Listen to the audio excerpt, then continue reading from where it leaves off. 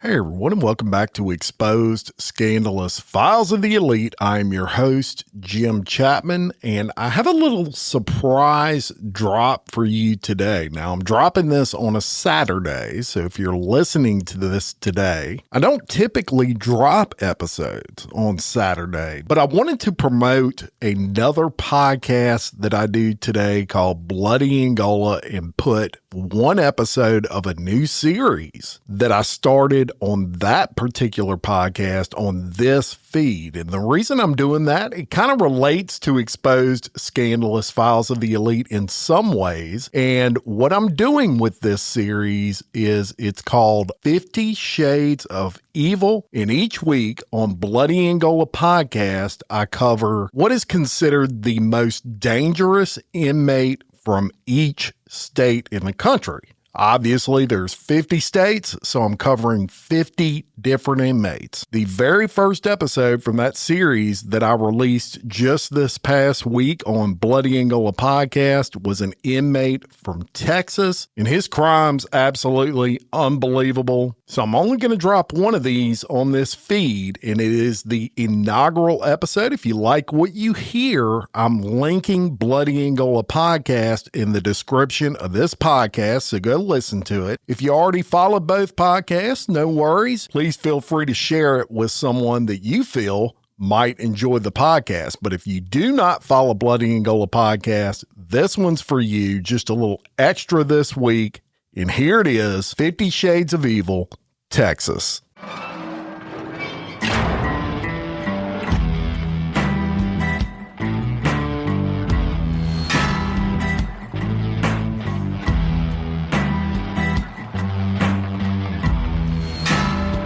I walk a straight line, shackled and chained. Oh, gruesome Gertie is calling my name. There is no mercy in this penitentiary. Just ask the Hill String Gang, or Angola 3.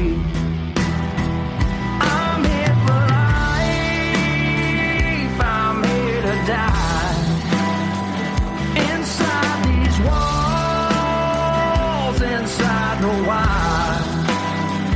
And when the wolf cries, I know it's over. Oh, bloody Angola. Oh, bloody Angola.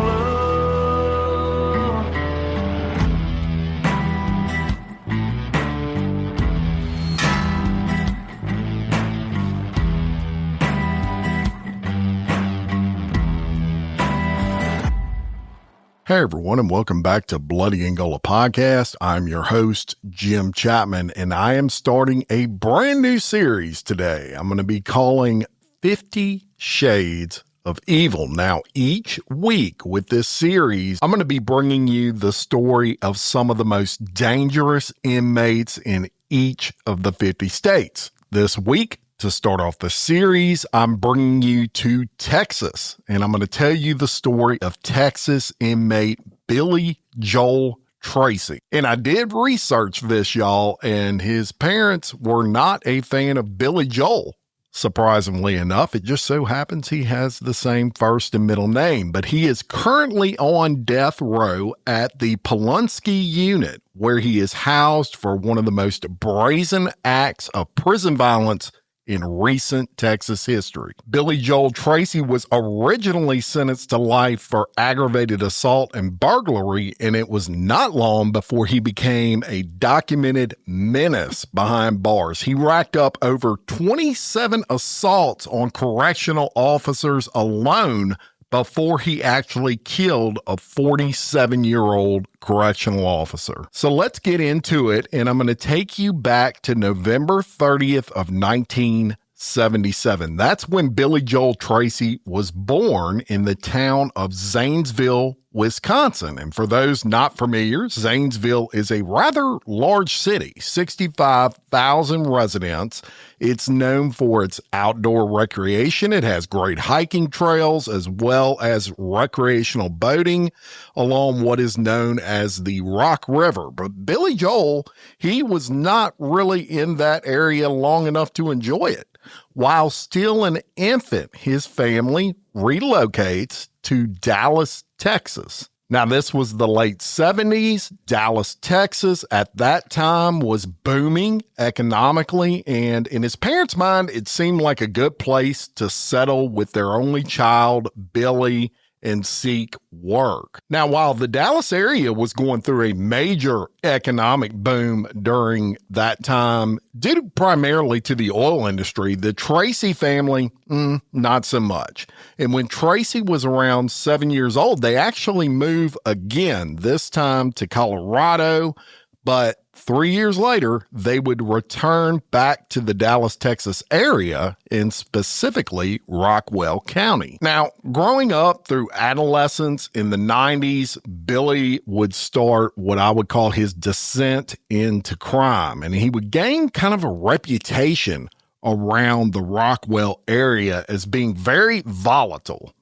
This would lead to some psychiatric issues that would lead to his mother actually hospitalizing him at 12 years old in a psychiatric hospital. Now, his parents, really all the documented details that I have on his parents, they suffered from mental issues themselves. There were allegations of physical abuse that would occur during Billy's upbringing, and the household at this point would be considered very dysfunctional. So he's going in and out of these psychiatric hospitals, and they're not really finding, and when I say they, doctors are not really finding anything that would necessarily point to him being mentally ill. So he would get released pretty quick, and he would return to his household. But the issues with Billy would continue to persist. He was just not a good kid, man. He was always getting into trouble. And by the time he reached 17 years old, his mother had enough. He was incorrigible, just a bad kid, and she would kick him out of the house. So Billy Joel Tracy, he's on his own at 17 years old, and he has to make his way, right? No lifeboat anymore. He can't go back home to mom and dad's house. And it was just a few months later that he gets arrested for retaliation against a witness to a crime. And because he was a juvenile at this time, the records on that particular case were not released. They were sealed. However, he does get a 3-year jail sentence, which he starts serving. And after 20 months in prison, he does get paroled on that jail sentence. And at this point in time, it's July of 1996. So he's back out into the real world, and he's got to make his way again. The state of Texas is not paying for him to have room and board and food anymore. And he does get a job. He's performing primarily manual labor, and he also gets an apartment. And hey, maybe this kid is scared straight by this point after serving those 20 months in prison. No way, not a chance with this guy. In 1998, at the age of just 20 years old, he makes the biggest mistake of his short life thus far when on the evening of January 28th, of 1998, he invites a friend over to his apartment for drinks. This is in Garland, Texas. His friend brings along his girlfriend, who is 16-year-old Casey Kuhn, and they start drinking. Beer primarily, nothing super hard, and Billy starts making sexually suggestive remarks to the 16-year-old Kuhn. Now, he's 20 years old at this time. Her boyfriend is sitting right there, and Kuhn, she's like, I was worried, but I wasn't that worried because my boyfriend was right there. I felt safe at the time, so I was just blowing off and ignoring those comments. Now, eventually, she and her boyfriend would leave. Her boyfriend brings her home where Casey lived with her mother, and she would get dressed for bed, take a shower. She'd crack open the window to smoke a cigarette. And around that time, much to her surprise, Billy Joel Tracy appears at the window and he starts tapping on it. She sees this, she tells him to go away, and he not only ignores that request, but he gets pissed. And he basically bends the frame of that window to gain entry into the house. And this 16-year-old girl at this time, she is basically shocked. So you have heard me discuss before the 3 F's. Fight, flight, or freeze. That's the 3 responses people are going to have to high-stress, scary situations. And in Casey's case, it was definitely freeze. She just stood there. She was unable to scream, and Billy Joel Tracy made his way into her bedroom. Now, as soon as he gets in her bedroom, he starts disrobing. He removes his shirt, he takes off his shoes, and he attempts to kiss this 16-year-old girl, Casey Coon. At this point, she responds to that kiss, and she bites the shit out of his lip. In response to that, Billy Joel Tracy hits her, knocks her to the ground, jumps on top of her, and he starts strangling her to the point she loses consciousness. So the next thing Casey Coon knows, she's waking up and she's in the back of Tracy's car on the floorboard. She's bloody, she's very bruised up, and upon noticing that she has regained consciousness in the back of that car while he's driving, Billy Joel Tracy just continues to beat on her. He then drives to a park in Rockwell, Texas. And y'all, this is the middle of the night. It's like 3:30 in the morning. He pulls in that park. He pulls Casey out of the car. He drags her in the woods, and he just continues to relentlessly beat on her. Now, about this point in time, a police officer by the name of Paul Britt, he's driving by that park, and he happens to notice a car parked in the parking lot. So he pulls up to investigate the situation, initially thinking it's some underage kids drinking in the car or something like that. But when he pulls up, he hears a very faint scream, "Help me." It wasn't even a scream that he would describe later as a loud scream. It was very faint, but it was a scream that he knew someone was in serious trouble. So the officer pops his flashlight up in the tree line where he heard that coming from in the park, and he sees Billy Tracy on top of 16-year-old Casey Coon. Now, at that point, Tracy sees the flashlight, he sees where it's coming from, and rather than run away, he runs straight at this police officer full speed.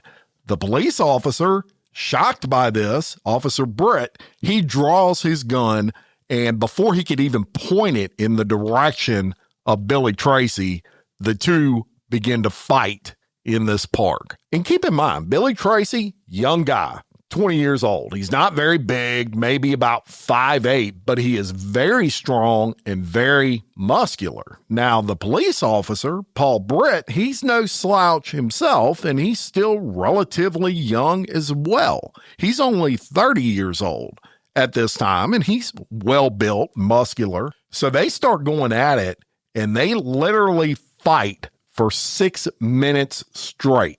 They were kicking each other, punching each other, and look, 6 minutes straight of this, y'all. This is like an eternity in a fist fight.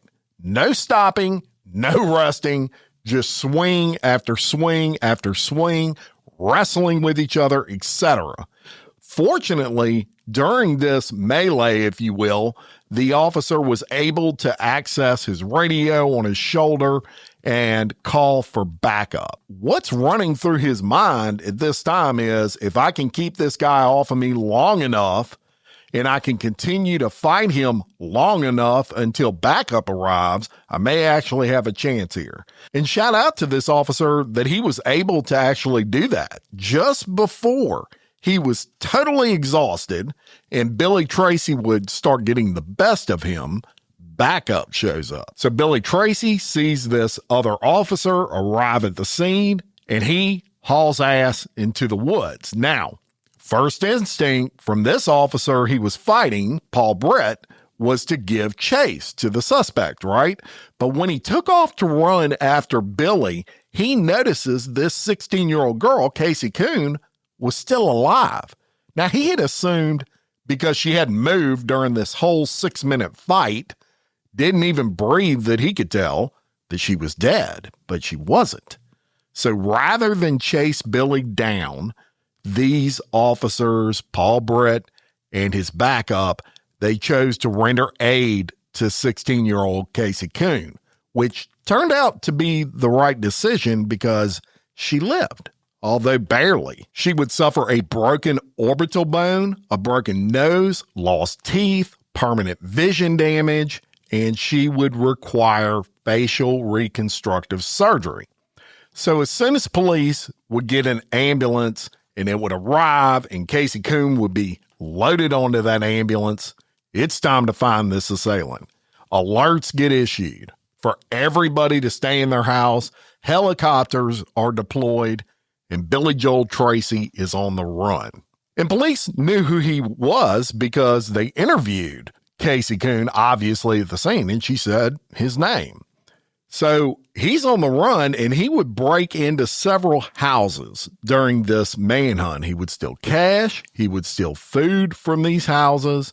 And 11 hours later, Tracy would make a mistake and break in to an occupied house. Now, the people living there, Joyce Lemons and her daughter, they obviously are startled by this. They run out the front door to a neighbor's house, and that neighbor would call police. So police arrive at the scene, and Billy Joel Tracy climbs to the roof of this 3-story house. He stands on the top of it, on the peak, if you can picture that. He screams, "Bye-bye," to the police, and he literally does a backflip off of the house. He hits a tree, a bunch of limbs, and then he lands in a flower bed. And he's somewhat injured in this incident, but nothing major. However, he was injured enough that police were able to take him into custody right there in the flower bed. Now, at this point, he goes to jail, and on July 31st of 1998, he gets sentenced for the attempted murder of Casey Coon, as well as a slew of other charges. And when it was all said and done, he ended up with 2 life sentences plus 20 years for the burglaries that he committed during those 11 hours on the run. And to say that this guy was not a model prisoner when he got to prison would be putting it lightly. As soon as Billy Joel Tracy goes to prison, he's getting written up left, right, and sideways. And he's a young kid, y'all, 21 years old at this time. He would spend the majority of that early time in prison in segregation. And every time he would get out of segregation and go back into general population, his favorite thing to do seemed to be assaulting other inmates and especially correctional officers. He would flood his cell a lot just to piss off the officers on his tier and just to be a menace. 27 different assaults, y'all, in a short period of time. He eventually gets transferred because they just can't handle him at this prison. And he gets transferred to what's known as the Clemens Unit in Amarillo, Texas. And look, Texas, they don't call their prisons, they call them units. And they all, of course, have different names. And we're going to mention many of those today because he gets transferred so many times. But at this point, it's November of 2005 that I'm going to bring you to, November 20th specifically. And Billy Joel Tracy at this time was 27 years old. Now, at the time of the incident that I'm going to tell you about, Billy was on the 3rd floor of what is known as the iPod. I know that's convenient, but it's called iPod. They use letters there. And a CO working the pod at that time was a female by the name of Katie Stanley. And she is on the third floor of that tier in the iPod. And she's just walking the pod, doing her job, right? And look, this particular prison, the Clemens unit, they had cameras everywhere, like 300 different cameras. So this is all on surveillance video. And you can see on that surveillance video, Katie Stanley walking that tier, and you see Billy Joel Tracy basically come out of nowhere and just jump on her. And he is raining down punches. He's kicking her, and he's wielding a prison-made shank. He stabs her 7 times, stabbing her in the neck, stabbing her in the lungs, stabbing her in the kidneys. The attack was so brutal, in fact, that the only reason he stopped is because he lost his shank inside of her body. Literally. When that happens, he gets up and he attempts to throw her off the third floor of the tier. And in the surveillance video, you can see him kind of struggling to pick her up and put her over that railing. He eventually gave up on that, and he just basically lets her body fall to the ground and runs off down the tier. Obviously, officers take him into custody in the tier, and they question him about the attack. And Billy Joel Tracy said it was because his cell was constantly getting tossed, and that primarily he was pissed because his toothpaste kept getting confiscated, and that someone had to pay for that. And it just so happened that she was the one working that day, that it wasn't personal against her. Now, in the trial that ensued, Katie Stanley, who would live, she described Billy Tracy's face as being completely blank during that attack. She said he had no emotion whatsoever. Now, for that attack, which clearly is a case of attempted murder, right? Billy Joel Tracy, he receives just an additional 45 years, which you're serving 2 life sentences. And that's what makes this guy so dangerous. So really anybody that's serving life is they don't have anything to lose. I mean, he got 45 years on top of 2 life sentences. That's like nothing. As for Katie Stanley, not only did she recover, but shout out to this lady, she actually continued to work as a CO after her recovery. So after this incident, Billy gets transferred to another prison, and that is the Robertson unit. This is in Abilene, Texas. And just 4 years later, in January of 2009, he attacks yet another correctional officer, this time by the name of Brian Lomas. And Billy, at this point, he had quite a reputation as an extremely dangerous inmate. And he also had what you would call special circumstances when handling him. He would be under constant guard, and he was transported everywhere by officers. But despite this, somehow this guy managed to be caught with contraband pretty frequently.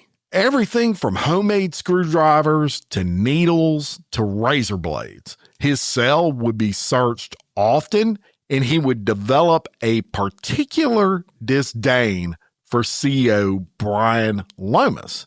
Now, Lomas, during one of these cell tossing incidents, confiscated Tracy's mail. And as I described to you a few minutes ago, this guy does not like it when officers take stuff out of his cell. He not only viewed this as a personal attack, but he also felt as though he had no choice but to retaliate. So it's safe to say that Correctional Officer Brian Lomas was on his shit list after that. Well, in January of 2009, Tracy was escorted to the shower area by CO Brian Lomas. He takes a shower, and upon finishing, he is to be transported back to his cell. When out of the clear blue sky, Billy Joel Tracy brandishes what's known as a razor whip, which essentially is a shank made out of disposable razor blades. And he starts slashing Brian Lomas's face. Now, he was restrained initially, but he managed somehow to slip out of these cuffs. And the slashes to the CO's face were so severe that his face required 200 stitches to close the cuts and led to permanent facial scarring. So he gets convicted after a trial of assault on a public servant. And guess what he gets? An additional 10 years. That's it. And again, Billy Joel Tracy is moved to yet another prison, this time to the Hughes unit, which is in Gatesville, Texas. And at this time, he is 33 years old. So let's go to April of 2014. And at this time, with the new convictions for all those assaults on correctional officers, Billy is serving 2 life sentences plus an additional 75 years. He doesn't have a whole lot to lose, and obviously has no intent to get better or even try to rehabilitate himself. So he starts plotting an escape, and he hooks up with 2 other inmates to devise the plan. And it's important to note that these 2 accomplices, if you will, and Billy Tracy, they were all in what's known as AGSEG, which is administration segregation. So they were locked down 23 hours a day, and they're only allowed out for an hour a day for recreation, exercise, etc. But somehow Billy managed to smuggle in tools, and these tools would be used by these 3 inmates to cut bars in the exercise area of the prison. Now, to conceal this, they would paint over the cuts, and they would use matching paint so that the cuts would not be noticeable. And they would actually communicate in Spanish when the COs were around that they knew did not speak Spanish. Even though Billy was not of Spanish descent, he was fluent in the language. But fortunately, over time, some astute officers, they would notice some irregularities in the bars, and they would halt that escape before any breach had taken place. I mean, could y'all imagine this guy, Billy Tracy, breaking out of prison? Holy smokes. So this incident in 2014 led to Billy Joel Tracy's transfer to yet another prison. And in this case, a murder. So let's go to July 15th of 2015. And Billy Joel Tracy at this time is housed at the Telford unit. This is in New Boston, Texas. And I'm going to tell you about an incident involving a relatively new correctional officer at that time, a 47-year-old by the name of Timothy Davidson. Now, he had actually started at the prison just 7 months prior.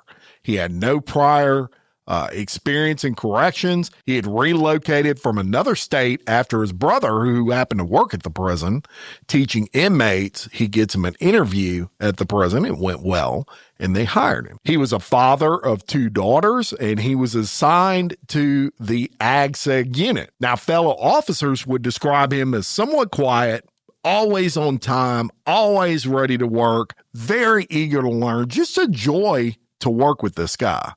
So on the morning of July 15th of 2015, around 9 o'clock a.m., Billy Tracy is being escorted by Officer Davidson from a day room, which, y'all, that's a 1 hour per day of recreation room for the inmates. That's where the rec area is. He's escorting Billy back to his single cell, which incidentally is cell 66 on what's known as E-Pod. Now, Tracy at this time, obviously well known how dangerous he is, and his hands are handcuffed behind his back as he's being escorted. Now, by this point, due to his reputation, typically Billy Joel Tracy would be double cuffed. However, for whatever reason, he was just in single cuffs with his hand behind his back. So as the correctional officer and Billy Tracy, they start ascending the staircase that leads to Billy's cell. Billy slips one of his hands out of those handcuffs. And remember, he had a history of doing that. He actually mastered somehow how to slip out of handcuffs. And Officer Davidson does not notice this. They continue walking up those stairs. You can see that in the surveillance videos. They reach the top of these stairs, and Billy, out of nowhere, suddenly punches Officer Davidson in the face, and he hits him so hard he knocks the correctional officer to the floor. And he then grabs what's known as a metal tray slot bar out of the waist belt of the officer. And y'all, this is a metal bar used to open a cell door slide tray to pass food through that cell. It's about 16 inches long. Think of it as a crowbar with a bent end, a slightly bent end. So he starts beating Officer Timothy Davidson directly on the head with this slot bar. And he continues to do that even after Davidson loses consciousness. And when he's done, he picks up Davidson's body and he throws him unconscious, head first, down the first flight of metal stairs that they just walked up. And he paused just long enough to grab the officer's pepper spray out of his duty belt. So the officer goes down them stairs, still unconscious, and he starts spraying this pepper spray in the air. And the reason that he did that was to keep officers from coming up the flight of stairs without choking, etc. After all that, he calmly turns around, walks into his cell, and awaits the special response team to extradite him. Now, Correctional Officer Timothy Davidson, he's airlifted to the hospital. He has massive injuries to his face, and later his injuries were described as making his face unrecognizable. He succumbed to his injuries just a few hours later, and he dies. Over 10,000 people attend the funeral of Correctional Officer Timothy Davidson. The entire state of Texas was appalled at the brutality of this incident. Now, as I told you, the entire event was caught on cameras throughout the prison, so there was no denying that Billy was responsible. And he was, of course, immediately subdued upon them entering his cell. He would respond by calling the staff stupid for not having at least a lieutenant guarding him. And he admitted right off that he was responsible, saying, quote, "Maybe it will be another guard next time." Billy would go on to say that the reason he did that was the correctional officer owed him a cell phone for $500 that he gave the correctional officer. But no evidence, of course, exists of this, and it's widely known this was total bullshit. And he claimed that he just wanted to assault the guard. He didn't want to kill him. But I mean, you hit this guy at least 6 times with essentially a crowbar after he's unconscious, then throw him down a flight of stairs head first. Bring that bullshit somewhere else. You absolutely intended to kill this guy. Now, during the trial, they instituted some major security measures, including installing a giant bolt in the floor where he would sit at the desk for his trial, and they would lock his shackles into the bolt. And that was to ensure he would not be able to get up at all during the trial. And the question was not whether he was guilty or not guilty. They had all that on surveillance video. The question was, what type of punishment is he going to get for this? There was no remorse. There was no emotion at all during the entire extent of this trial. The jury watched the entire video of the attack and the brutality of it, and that would cement Billy's fate because that surveillance video is just horrific. So after trial, he was found guilty in the murder of Correctional Officer Timothy Davidson, and the jury only had to deliberate for just an hour to find that guilty verdict. He was sentenced to death by lethal injection on November 15th of 2017 for that murder at the age of 39 years old. Now, after this, Billy Tracy was transferred to the Allen Polunsky unit. This is in Livingston, Texas, and that's where their death row is. And as you would expect, there were a ton of appeals, and all those appeals were eventually exhausted. However, as of this recording in January of 2026, Billy Joel Tracy, who is now 48 years old, still sits on death row with 180 other inmates in Texas currently awaiting execution. And he's currently widely known as the state of Texas most dangerous inmate. So before I wrap this one up, Billy Joel Tracy, he's written several articles, if you will, while on death row, discussing his daily life, etc.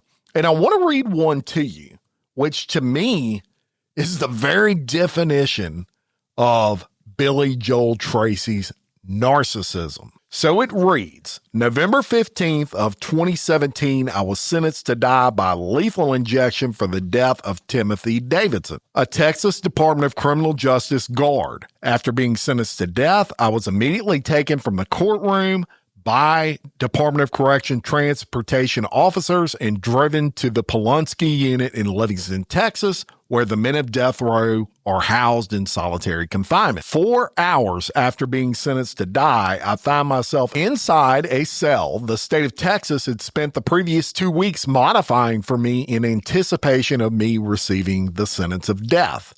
The specifically modified cell is housed on 12 building A Pod 1 section and is the section named Death Watch. The Death Watch section is for those death row inmates whose appeals have run out and have received their execution date, their date to die. They each are given at least 91 days to prepare some last-ditch appeals and get their affairs in order before the state-sanctioned execution starts. On this section, they are kept away from other death row inmates who have not received execution dates. The Death Watch section has 14 cells, all with cameras inside the cells in the upper left-hand corner with a view of the entire cell.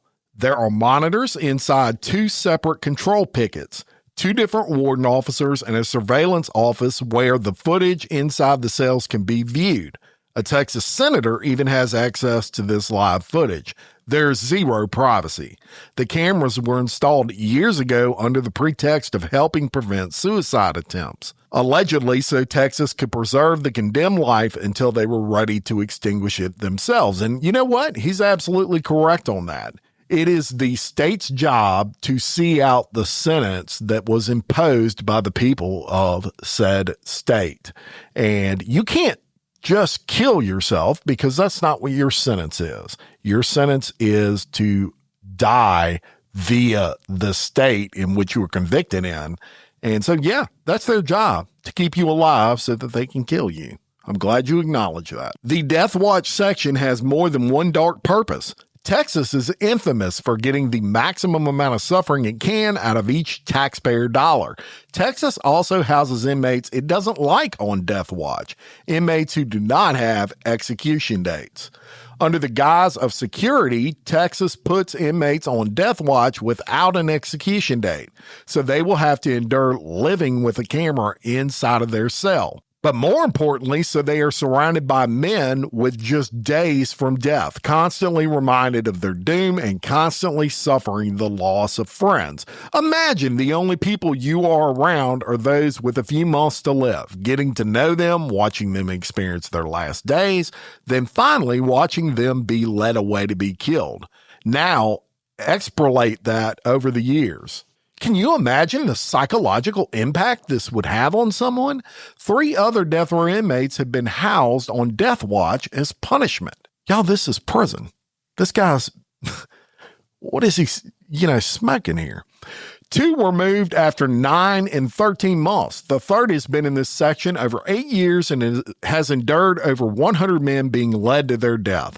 15 were his friends. In 2018, he gave up on his appeals because he could no longer take the psychological trauma of watching men live out their last days. His words to me were, quote, "I'm done, Billy. I'm done. He later decided to continue his appeals at the urging of his family, but not because he wants to live. The cell my captor spent 2 weeks modifying is a psychological torture chamber. It's the only cell in Texas like it. They cut the steel table and shelf off the wall. They cut the steel locker box where we store our property that was welded underneath the bunk. This is so I have no comfortable place to write, eat, or store my property. Well, you know what? That's what freaking happens when you assault 27 different correctional officers and kill one of them. It's your fault, not anybody else's. He goes on to say, I must store my property in bags on the floor. This is a very bad situation in prison because the sewage pipes back up all the time. When that occurs, the raw sewage being flushed down the toilets backs up and comes out of the drains, set into the floor outside of the cells. One such drain is 2 feet from my cell door. Multiple times, the drains have backed up and the sewer water has flooded into my cell, causing me to lose everything it touched on my floor. When this happens, I must pile all my uncontaminated property onto my bunk. Same dude bitching about this that would flood his cell hundreds of times in the past just to piss the correctional officers off. He goes on to say, this leaves me no place to sit or lay, so I must just stand in the sewer water or sit on my toilet until a maintenance crew can unclog the pipes. I've had to sit like this for hours at a time. This creates extreme anxiety on me when I go to sleep. Will the cell flood? I'm always waking up to check my floor for water. I cannot ever truly relax. With no table to eat from, I must set my tray of food onto my sink. My toilet is directly under my tray of food. Eating directly over a toilet is an appetite killer. Huh? Again, you put yourself in prison. And you put yourself in death row. Texas has also welded metal plates with small holes in them over the inflow and overflow air vents. This restricts the heat and air conditioning into my cell to such an extent that it's made my cell a hot box in the summer and an ice box in the winter. I'm almost always an extreme temperature inside of this cell. What is worse is the outflow vent, the vent that sucks the air out because slowly the screen will fill up with dust. It ends up looking like the filter in a dryer when you don't clean it out for a long time. With a metal plate over the vent, the only way to clear it of the caked up dust is to put my mouth over each hole and repeatedly suck the dust into my mouth and throat, then spit it out. There are 30 holes. I dread doing this. I'm left coughing for hours afterward. I must do it though. If I do not, the cell becomes even more oppressive with no circulation. Well, poor guy. My cell door was also rebuilt, adding a steel box over the food slot so the guards can open it and set whatever item inside the box and close it. Then they open a smaller door so I can reach into the box for items. 2 layers of plexiglass were placed over the outside of the door, covering the 2 observation slits. More metal was welded to the bottom and sides of the door so the door is sealed. This restricts airflow and makes it hard for others to hear anything I say. This guy needs to figure out where he's at, right? On top of all that, I'm also only allowed to recreate all alone outside with the supervisor standing there watching me the entire time. The rec yard has 2 cages in it, designed for 2 people to utilize, yet I am the only one allowed to recreate alone. Alone, every day, outside and inside my cell. Alone, except for when I have a visitor. Even then, a supervisor stands directly behind me to intimidate my visitor. Living under such oppression would be hard for anyone to cope with. It's even harder to endure for someone like me, who has a disability. I have severe organic brain damage. The neurological issues I deal with cause issues commonly seen in people with mental illness. I grew up in and out of mental institutions because my brain damage was unknown and misdiagnosed as one mental illness or another. Most commonly, intermittent explosive disorder. I've never received treatment for my brain damage and went unknown until the day I committed the crime in 1998 that I received a life sentence for. Texas' treatment plan for me has been to warehouse me in long-term solitary confinement. Solitary confinement, which is proven to only worsen people with the impulse aggression problems like I have. I've spent almost 19 years of the last 21 and a half in solitary. At the time of the crime I'm on death row for, I've been in solitary for 9.5 years. And now, at the time of writing this piece, I've been in solitary for 14 and a half of the past 17 years.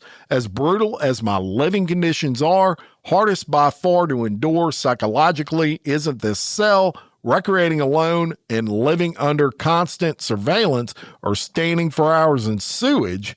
It's living around men who are living out their last days. Over the past 18 months that I've lived on death watch, I've made more friends than in all of my other years incarcerated combined. Something about living so close to death causes most to drop their fronts and open up with each other. It's how we cope, I guess, reaching out to others for help, support, comfort, and understanding. I have become very close very quickly with several of these men, only to watch them taken away and poisoned until their lives are over. I've watched 16 men walk away to their death. I've been in mourning since January of 2018, a mourning that starts over and over with layer upon layer added, and I know it will never end. I almost wish that all of these men were assholes and repugnant personalities, so I wouldn't mourn them. Several times I almost decided to quit getting to know any of these men, just to hibernate within myself, to armor my heart and not allow anyone else in. And y'all, I just can't take any more of that. You notice it's all about him. It's all about Billy Joel Tracy and how he's suffering in prison.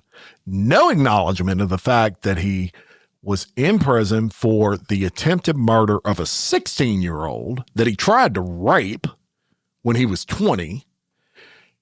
And then when he gets in there, he tries to kill 2 correctional officers and kills a third. And he just can't understand why he's being constantly watched, why they're so mean to him in prison, and why his living conditions are so bad. That is the definition of a narcissist. And that's Billy Joel Tracy. There you have it. Now, next week, I will continue with this series, 50 Shades of Evil, and I'm going to go to another state. Will it be yours? Well, check us out next week to find out. And until next time, for Bloody Angola, I'm Jim Chapman. Peace.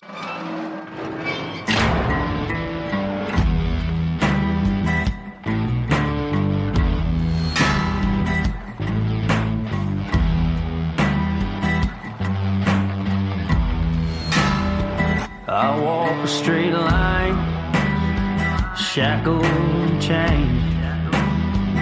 Oh, gruesome Gertie is calling my name. There is no mercy in this penitentiary. Just ask the Hill String Gang, Rango